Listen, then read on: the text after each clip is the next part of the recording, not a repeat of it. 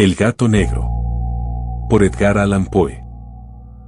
Para la narración más extraña y, sin embargo, más doméstica que estoy a punto de escribir, no espero ni solicito que se me crea. Realmente estaría loco si lo esperara, en un caso donde mis propios sentidos rechazan su propio testimonio. Sin embargo, no estoy loco, y ciertamente no sueño. Pero mañana moriré, y hoy quisiera descargar mi alma. Mi propósito inmediato es presentar ante el mundo, llanamente, sucintamente y sin comentarios, una serie de simples eventos domésticos. En sus consecuencias, estos eventos me han aterrorizado, me han torturado, me han destruido. Sin embargo, no intentaré exponerlos. Para mí, han presentado poco más que horror, para muchos, parecerán menos terribles que barrocos. Más adelante, quizás, se encuentre algún intelecto que reduzca mi fantasma a lo común, algún intelecto más calmado, más lógico y mucho menos excitable que el mío. Que perciba en las circunstancias que detallo con pavor nada más que una sucesión ordinaria de causas y efectos muy naturales. Desde mi infancia fui notable por la docilidad y humanidad de mi disposición. Mi ternura de corazón era incluso tan conspicua como para convertirme en la burla de mis compañeros. Era especialmente aficionado a los animales, y mis padres me consintieron con una gran variedad de mascotas. Con ellas pasaba la mayor parte de mi tiempo, y nunca era tan feliz como cuando las alimentaba y acariciaba. Esta peculiaridad de carácter creció conmigo, y en mi adultez derivé de ella una de mis principales fuentes de placer. A aquellos que han albergado afecto por un perro fiel y sagaz, apenas necesito tomarme la molestia de explicar la naturaleza o la intensidad de la gratificación así derivable. Hay algo en el amor desinteresado y abnegado de un animal que llega directamente al corazón de aquel que ha tenido frecuente ocasión de poner a prueba la mezquina amistad y la frágil fidelidad del simple hombre. Me casé joven y fui feliz al encontrar en mi esposa una disposición no incompatible con la mía. Observando mi predilección por las mascotas domésticas, no perdía oportunidad de procurarlas del tipo más agradable. Teníamos pájaros, peces dorados, un buen perro, conejos, un pequeño mono y un gato. Este último era un animal notablemente grande y hermoso, enteramente negro y sagaz en grado asombroso. Al hablar de su inteligencia, mi esposa, que en el fondo no estaba poco teñida de superstición, hacía frecuente alusión a la antigua noción popular que consideraba a todos los gatos negros como brujas disfrazadas. No es que ella fuera nunca seria en este punto, y menciono el asunto en absoluto por ninguna razón mejor que porque sucede, justo ahora, que lo recuerdo. Plutón, ese era el nombre del gato, era mi mascota y compañero de juegos favorito. Solo yo lo alimentaba, y me seguía donde quiera que yo fuera por la casa. Incluso me costaba trabajo impedir que me siguiera por las calles. Nuestra amistad duró, de esta manera, varios años, durante los cuales mi temperamento y carácter general, a través de la instrumentalidad del demonio de la intemperancia, habían, me sonrojo al confesarlo, experimentado una alteración radical para peor. Me volví, día a día, más taciturno, más irritable, más indiferente a los sentimientos de los demás. Me permití usar lenguaje desmedido con mi esposa. Finalmente, incluso llegué a ofrecerle violencia física. Mis mascotas, por supuesto, sintieron el cambio en mi disposición. No solo las descuidé, sino que las maltraté. Hacia Plutón, sin embargo, aún conservaba suficiente consideración como para contenerme de maltratarlo, mientras que no tenía escrúpulos en maltratar a los conejos, al mono o incluso al perro, cuando por accidente o por afecto se cruzaban en mi camino.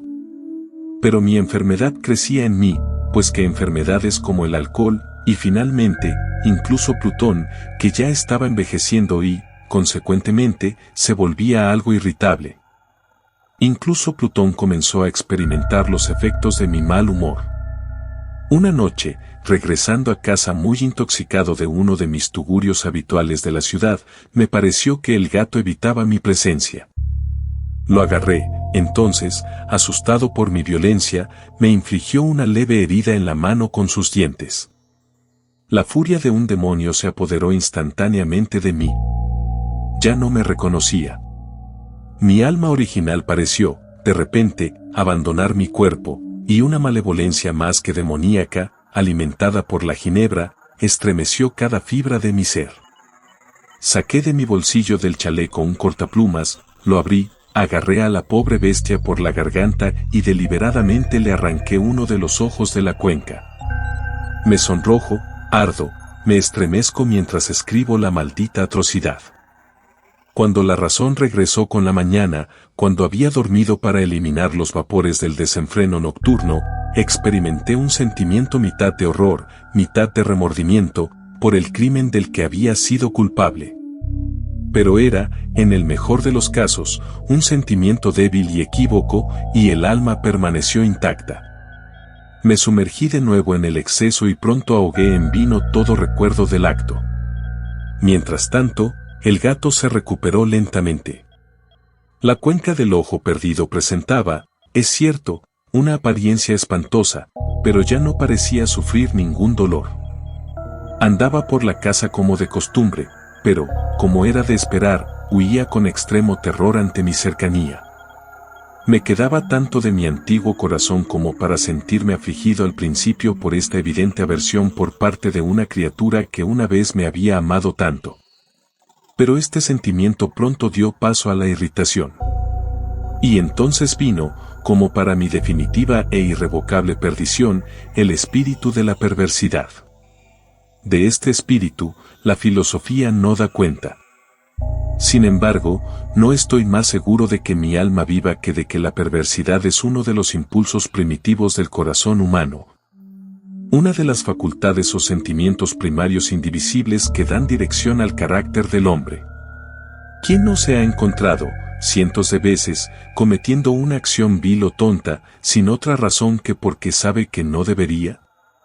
¿No tenemos una inclinación perpetua, en contra de nuestro mejor juicio, a violar aquello que es ley, simplemente porque entendemos que lo es? Este espíritu de perversidad, digo, vino para mi perdición final. Fue este anhelo insondable del alma de atormentarse a sí misma, de ofrecer violencia a su propia naturaleza, de hacer el mal por el mal mismo, lo que me impulsó a continuar y finalmente a consumar la herida que había infligido al inofensivo animal. Una mañana, a sangre fría, le pasé un lazo alrededor del cuello y lo colgué de la rama de un árbol, lo colgué con las lágrimas corriendo por mis ojos y el más amargo remordimiento en mi corazón. Lo colgué porque sabía que me había amado, y porque sentía que no me había dado motivo de ofensa, lo colgué porque sabía que al hacerlo estaba cometiendo un pecado. Un pecado mortal que pondría en peligro mi alma inmortal hasta colocarla, si tal cosa fuera posible, incluso más allá del alcance de la infinita misericordia del Dios más misericordioso y más terrible. En la noche del día en que se cometió este acto cruel, me despertó del sueño el grito de fuego. Las cortinas de mi cama estaban en llamas. Toda la casa ardía. Fue con gran dificultad que mi esposa, un sirviente y yo logramos escapar de la conflagración. La destrucción fue completa. Toda mi riqueza mundana fue engullida, y desde entonces me resigné a la desesperación. Estoy por encima de la debilidad de buscar establecer una secuencia de causa y efecto entre el desastre y la atrocidad. Pero estoy detallando una cadena de hechos y no deseo dejar ni siquiera un posible eslabón imperfecto. Al día siguiente del incendio visité las ruinas. Los muros, con una excepción, se habían derrumbado. Esta excepción se encontró en un muro divisorio, no muy grueso, que se encontraba aproximadamente en el centro de la casa, y contra el cual había descansado la cabecera de mi cama. El yeso aquí, en gran medida, había resistido la acción del fuego, hecho que atribuía a que había sido aplicado recientemente. Alrededor de este muro se había reunido una densa multitud, y muchas personas parecían estar examinando una porción particular del mismo con atención muy minuciosa y ávida. Las palabras extraño, singular y otras expresiones similares excitaron mi curiosidad.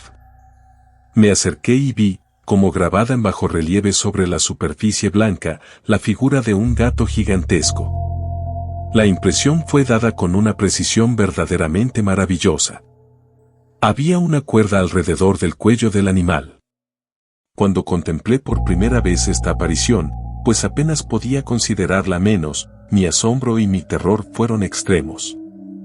Pero finalmente la reflexión vino en mi ayuda. El gato, recordé, había sido colgado en un jardín adyacente a la casa.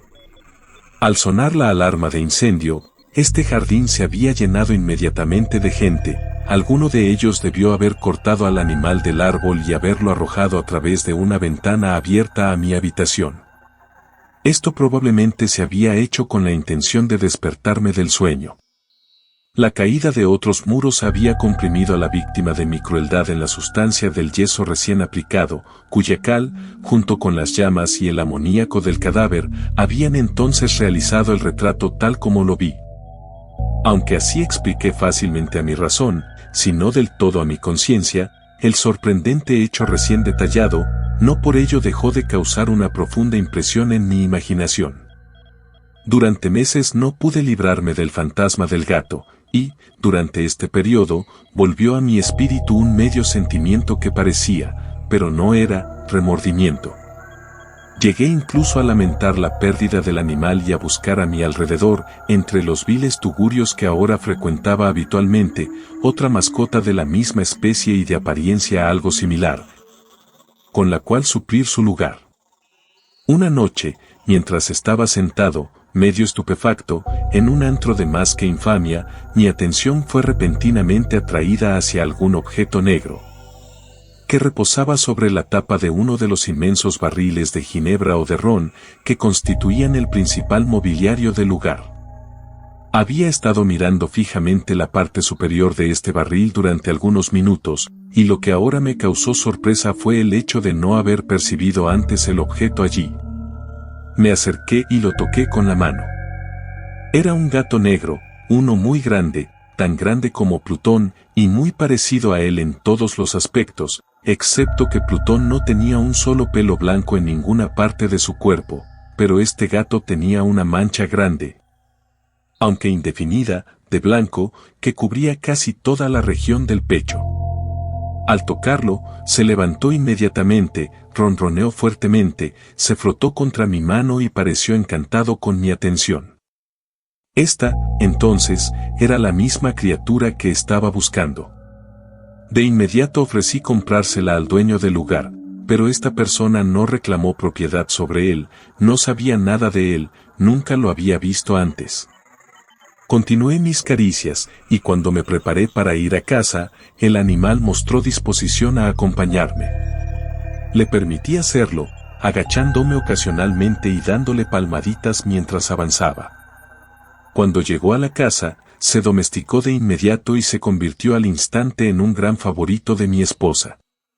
Por mi parte, pronto descubrí que surgía en mí una aversión hacia él.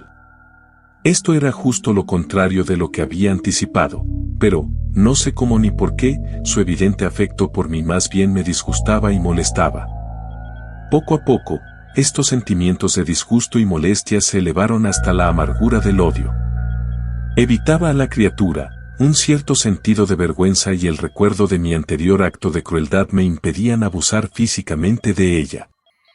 Durante algunas semanas no la golpeé ni la maltraté violentamente de otra manera, pero gradualmente, muy gradualmente, llegué a mirarla con un aborrecimiento indescriptible y a huir silenciosamente de su odiosa presencia, como del aliento de una pestilencia.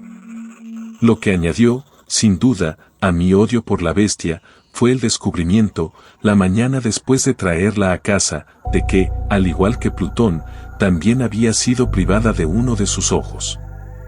Esta circunstancia, sin embargo, solo la hizo más querida para mi esposa, quien, como ya he dicho, poseía en alto grado esa humanidad de sentimiento que una vez había sido mi rasgo distintivo y la fuente de muchos de mis placeres más simples y puros. con mi aversión a este gato, sin embargo, su predilección por mí parecía aumentar. Seguía mis pasos con una pertinacia que sería difícil hacer comprender al lector.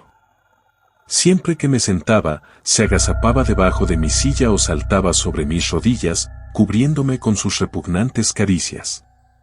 Si me levantaba para caminar, se interponía entre mis pies y así casi me derribaba, o, clavando sus largas y afiladas garras en mi ropa, trepaba de esta manera hasta mi pecho. En tales momentos, aunque anhelaba destruirlo de un golpe, me contenía de hacerlo, en parte por el recuerdo de mi crimen anterior, pero principalmente, permítanme confesarlo de una vez, por absoluto pavor a la bestia.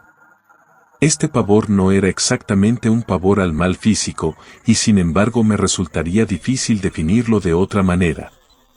Casi me avergüenzo de admitir, sí, incluso en esta celda de criminal, casi me avergüenzo de admitir que el terror y el horror con que el animal me inspiraba habían sido intensificados por una de las quimeras más absurdas que se puedan concebir. Mi esposa me había llamado la atención más de una vez sobre el carácter de la marca de pelo blanco, de la que he hablado, y que constituía la única diferencia visible entre la extraña bestia y la que yo había destruido.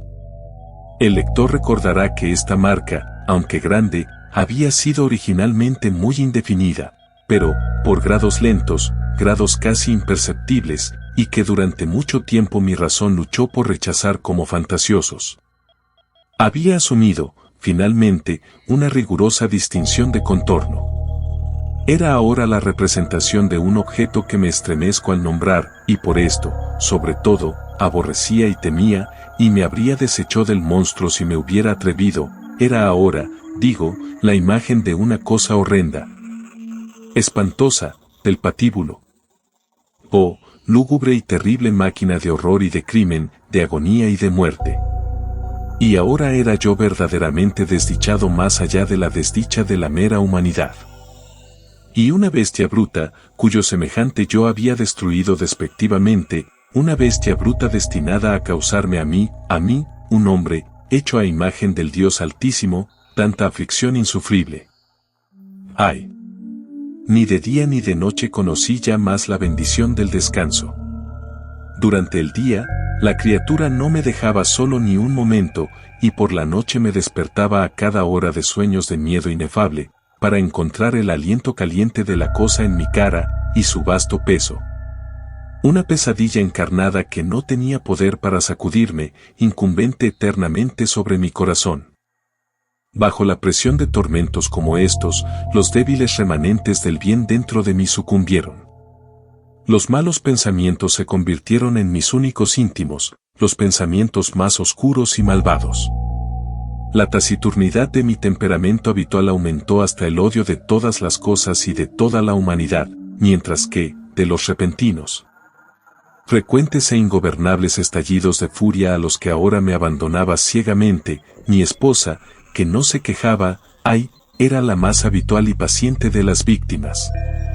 Un día me acompañó en algún recado doméstico al sótano del viejo edificio que nuestra pobreza nos obligaba a habitar. El gato me siguió por las empinadas escaleras y, casi arrojándome de cabeza, me exasperó hasta la locura.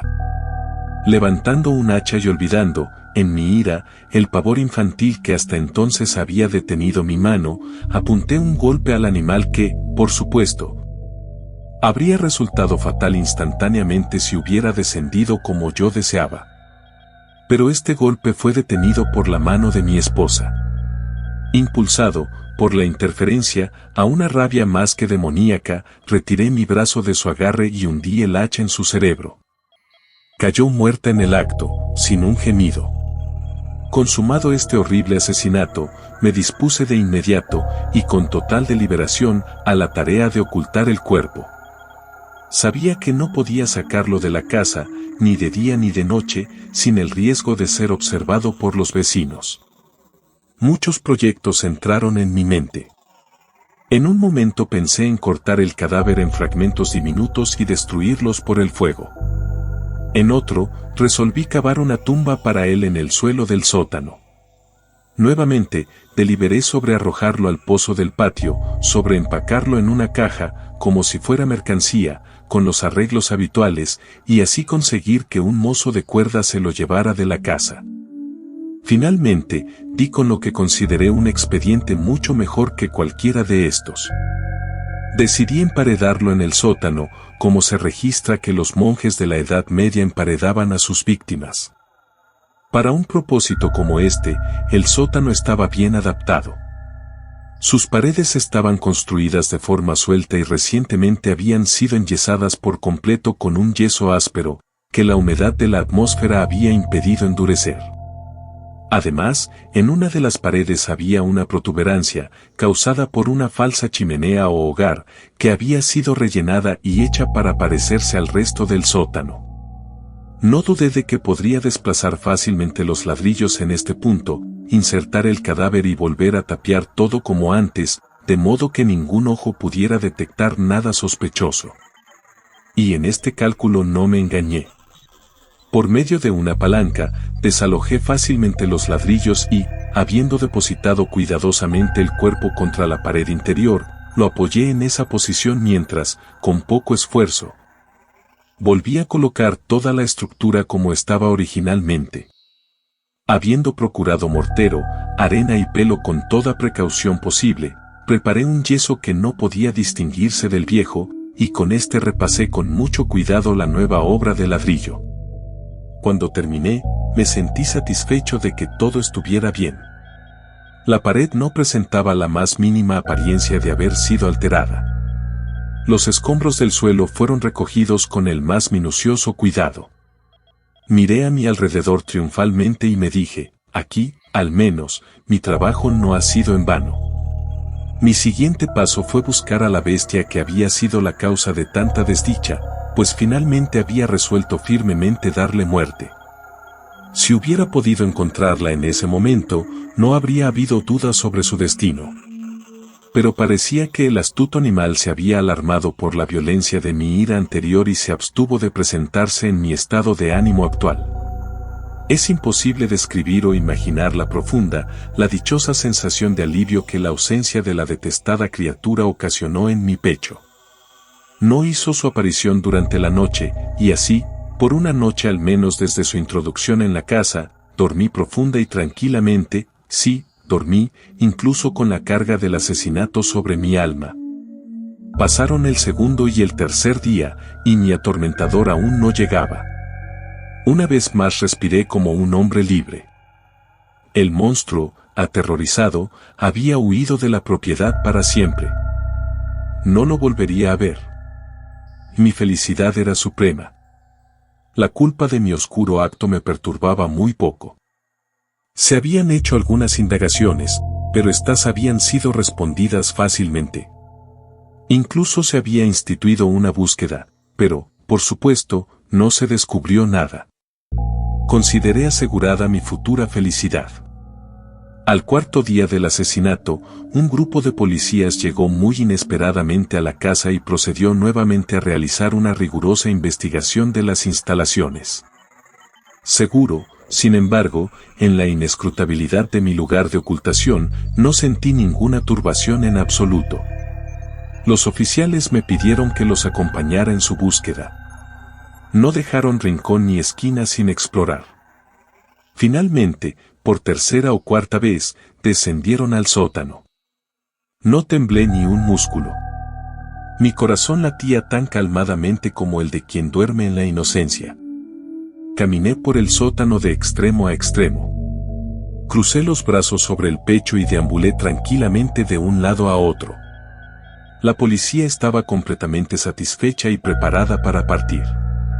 El júbilo en mi corazón era demasiado fuerte para ser contenido. Ardía por decir solo una palabra, a modo de triunfo, y para hacer doblemente segura su certeza de mi inocencia. Caballeros, dije finalmente, mientras el grupo subía los escalones, me complace haber disipado sus sospechas. Les deseo a todos salud y un poco más de cortesía.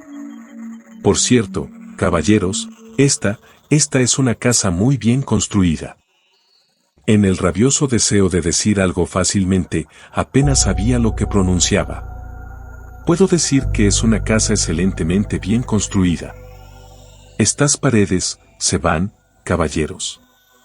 Estas paredes están sólidamente unidas, y aquí, por el mero frenesí de la bravuconería, golpeé fuertemente, con un bastón que sostenía en la mano, sobre esa misma porción de la obra de ladrillo detrás de la cual se encontraba el cadáver de la esposa de mi alma.